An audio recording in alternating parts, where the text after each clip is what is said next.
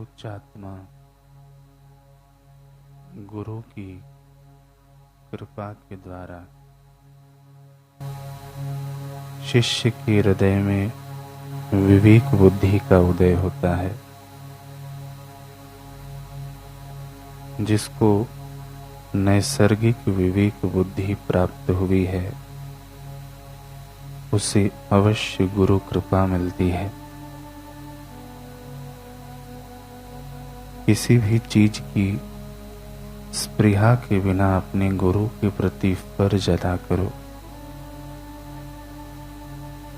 शिष्य का कर्तव्य गुरु के आदेशों का वफादारी पूर्वक एवं अविलंब पालन करना है। गुरु के प्रति अपने छोटे छोटे कर्तव्यों को भी निभाने में सतर्क रहो। आपको बहुत आनंद एवं शांति की प्राप्ति होगी। गुरु की सेवा में दासत्व जैसी कोई चीज नहीं है। गुरु की सेवा माने गुरु को आत्मसमर्पण। सब प्रकार की सेवा पवित्र एवं उत्तम है।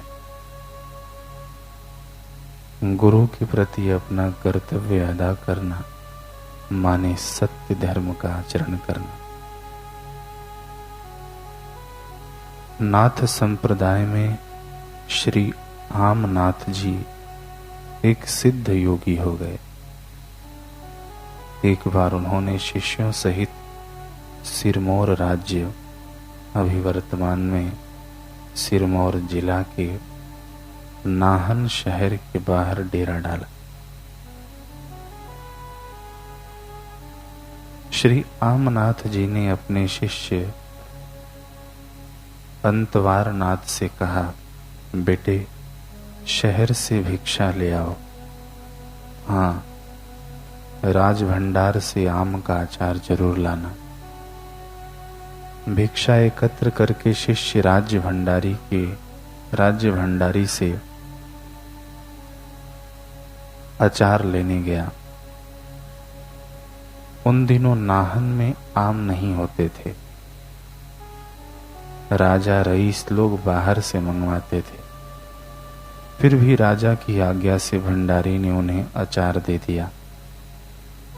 यह क्रम 3 दिन तक चला, किंतु चौथे दिन अचार मांगने पर राजा ने गुस्से से कहा, क्या रोज रोज अचार मांगने चले आता है? तेरे गुरु का नाम क्या है? मेरे गुरुदेव बाबा आमनाथ जी हैं। इतना सुन राजा जोर से हंसा और बोला, गुरुजी आमनाथ हैं और चेला आम के अचार के लिए तरसते फिरते हैं। अगर अचार खाने का इतना ही शौक है तो तुम्हारे गुरु आम के पेड़ क्यों नहीं लगा लेते? शिष्य ने खाली हाथ लौटकर गुरुजी को सारी घटना सुना दी।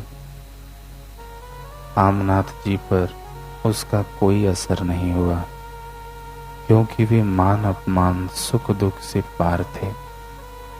वे अपनी मौज में रहे। परंतु संत का अनादर करने पर प्रकृति सजा देती है, और राजा ने 3 दिन तक संत सेवा की थी, तो उसका पतन संत कैसे होने देते? अतः उन्होंने उसी शाम संध्या वंदन के बाद पास के मैदान में संकल्प करके जल छिड़क दिया। जहां भी जल की बूंदें पड़ी वहां फले फूले आम के पेड़ तैयार हो गए।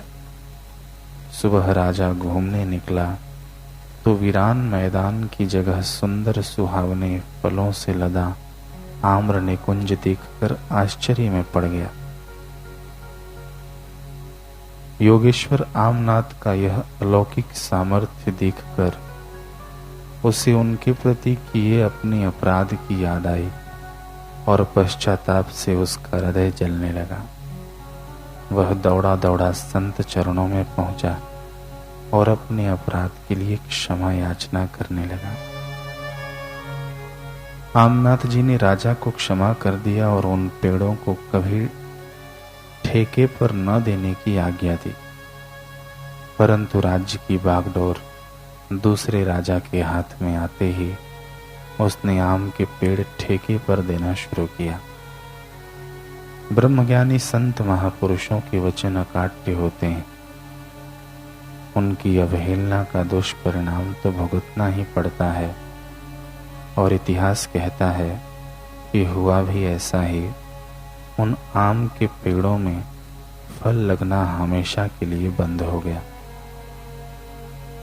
महाभारत के शांति पर्व में आता है कि जो सत्य कर्म और यथार्थ उपदेश के द्वारा पुत्र या शिष्य को कवच की भांति ढक लेते हैं, सत्य स्वरूप वेद का उपदेश देते और असत्य की रोकथाम करते हैं, उन गुरु को ही पिता और माता समझें और उनके उपकार को जानकर कभी उनसे द्रोह न करें, कभी उनकी आज्ञा की अवहेलना न करें।